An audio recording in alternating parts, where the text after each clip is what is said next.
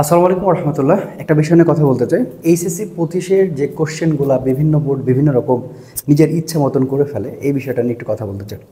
দেখেন, আমরা যেখানে দিন দিন শিক্ষা ব্যবস্থাকে নিয়ে সবসময় আপডেট করার চিন্তা করছি, শিক্ষা ব্যবস্থা এমন হওয়া উচিত যে সকলের জন্যই একই রকম হবে বা সকলের জন্যই গ্রহণযোগ্যতা হবে। যে বিষয়গুলো নিয়ে যখন 2025 সালে আমরা চলে এসেছি, তখন কিন্তু এরকম একটা স্বপ্ন আমরা দেখতে পারি। তো আমি আসলে যারা বোর্ডের সংশ্লিষ্ট ঊর্ধ্বতম কর্মকর্তা রয়েছেন তাদের উদ্দেশ্যে বলতে চাই, আপনারা এই কাজটা কেন বারবার করেন বা কেন করে আসছেন বা কী কারণে? আসলে আপনি জানেন এইচএসসি পরীক্ষার প্রিপারেশনটা খুব ইজি না। মানে আপনি তো নিজে এইচএসসি পরীক্ষা দিয়েছেন, তো ব্যাপারটা তো বোঝেন না। একটা স্টুডেন্টের ভেতরের বিষয়গুলো আপনাকে বুঝতে হবে। আপনি বুঝেছেন বলেই কিনা একটা বড় জায়গায় আপনি চাকরি করছেন। অবশ্যই আপনি অনেক ভালো জানেন এবং ভালো বোঝেন। আমি আসলে ওইভাবে ব্যাপারটা বলতে চাচ্ছি না। আমি বোঝাতে চাচ্ছি যে এটা এইচএসসি পরীক্ষার প্রিপারেশন একটা বিজ্ঞান বিভাগের শিক্ষার্থীর, যেহেতু আমি বিজ্ঞান বিভাগ নিয়ে কাজ করি, বিজ্ঞান বিভাগের শিক্ষার্থীর জন্য যে কী কঠিন, কী ভয়াবহ। এবং আপনি খেয়াল করে দেখেন, এবার কিন্তু অনেক স্টুডেন্ট অলরেডি অনুপস্থিত। এই অনুপস্থিত হওয়ার কারণটা হচ্ছে তারা পড়াশোনা করে নাই, ভয়ে যাচ্ছে না। এমনিতেই তো এই অবস্থা যে শিক্ষার যে ব্যাপার স্যাপারগুলা মানে নষ্ট মোটামুটি হয়ে গেছে বলা যেতে পারে।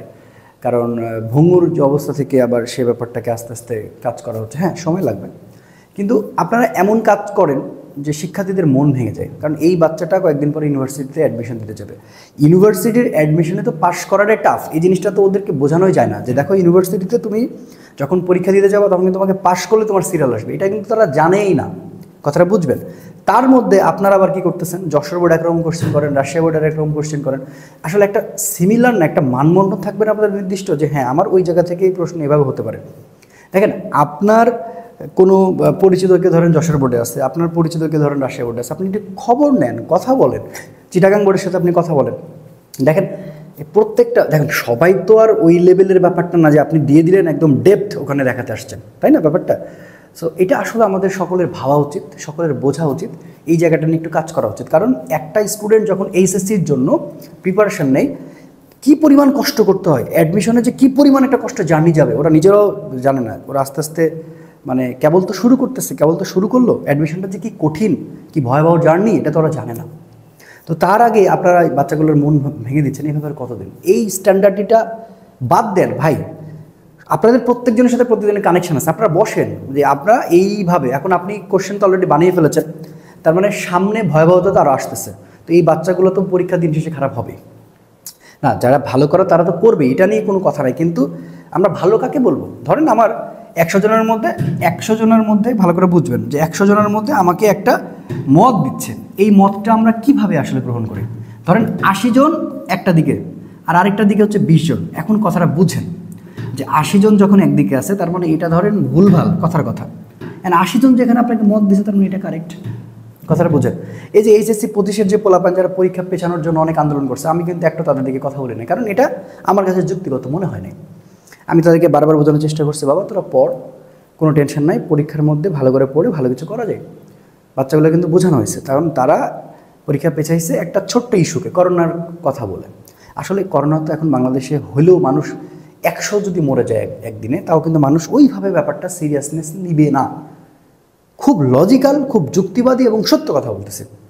আমাদের রাজশাহীতে যদি 100 জন মানুষ একদিন করোনাতে মারা যায়, এরপরে মানুষ সতর্ক কিন্তু হবে না, কারণ ভাই নিজের পেটটা চালাইতে হবে। কথাটা কিন্তু আলাদা।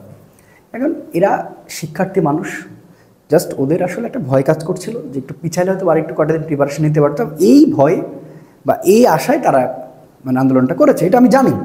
দ্যাটস ওয়াই আমি কথা বলি না। কিন্তু আমি এটা নিয়ে কথা বলতে চাই, আপনাদের এই সিস্টেমটা বাদ দিতে হবে।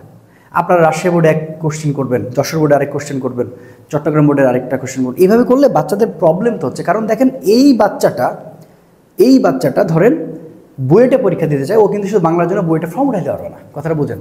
এখন চট্টগ্রামের একটা ছেলের স্বপ্ন হচ্ছে বুয়েট, আপনাকে বুঝতে হবে, আপনাকে একটা স্টুডেন্টের মনস্তাত্ত্বিক বুঝতে হবে।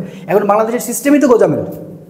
কেন গোজামিল বললাম? কারণ ভর্তি পরীক্ষার জন্য আমি হচ্ছে ভাই বাংলা ইংলিশ সাধারণ জ্ঞান পড়ে আমি হচ্ছে ইংলিশ পড়তেছি, বাংলা ইংলিশ সাধারণ জ্ঞানের প্রস্তুতি নিয়ে আমি হচ্ছে যে ইকোনমিক্স পড়তেছি। দেখেন কি একটা অবস্থা। এটা তো এমনিতেই গ্রহণযোগ্যতা না। এরপরে আপনারা আবার এমন একটা সিস্টেম করতেছেন যে একটা ছেলে যদি বুয়েটে পড়তে যায়, ভালো করে বুঝবেন কথাটা।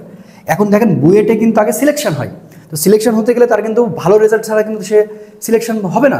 কোনো কারণে ওই বাচ্চাটার বাংলা পরীক্ষা খারাপ হয়ে গেছে, কোনো কারণে বাচ্চাটার বাংলা পরীক্ষা একেবারে খারাপ হয়ে গেছে, সে মনে করেন A+ পাইলো না।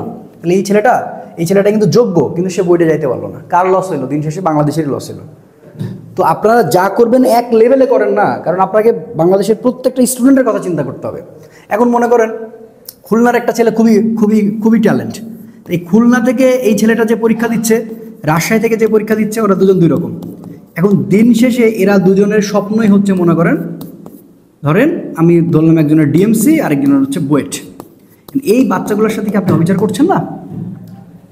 এটা তো ভাবতে হবে। আপনি বোর্ডকে আপনি বোঝাচ্ছেন আমার বোর্ড চরম board, standard board, Jessore board মানে অন্য কিছু, ঠিক আছে, রাজশাহী বোর্ড মানে অন্য কিছু, ঢাকা বোর্ড মানে অন্যরকম ব্যাপার না। আপনাকে এটা বোঝানোর দরকার নেই তো, কে বলছে আপনাকে এটা বুঝাইতে হবে?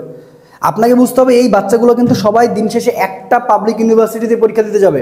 তো সেই পাবলিক ইউনিভার্সিটির কোশ্চেনটা আপনি দেখেন সবার জন্য সমানভাবে কোশ্চেন করছে, তাহলে আপনি বোর্ডে কেন এগুলো করবেন?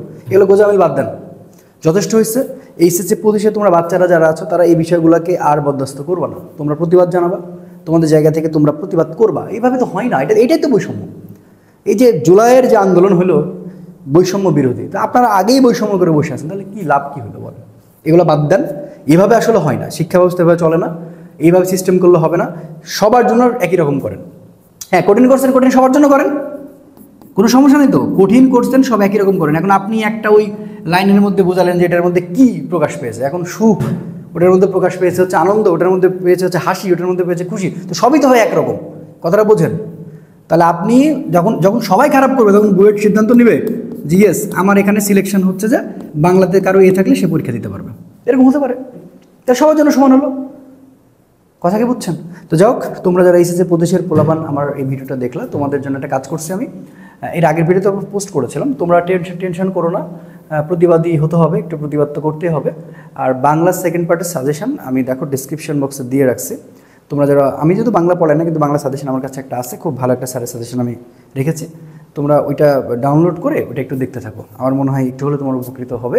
কেউ বাবারা তোমরা টেনশন করবো না, তোমাদের সাথে আমরা আছি। এরকম যদি আরও হয়, আরও প্রতিবাদী ভিডিও হবে, আরও জানানো হবে, কিন্তু তোমরা ভালো পরীক্ষা দাও, তোমাদের জন্য আমরা মন থেকে দোয়া করি। দেখা হবে নেক্সট ভিডিওতে। আসসালামু আলাইকুম রহমতুল্লাহ।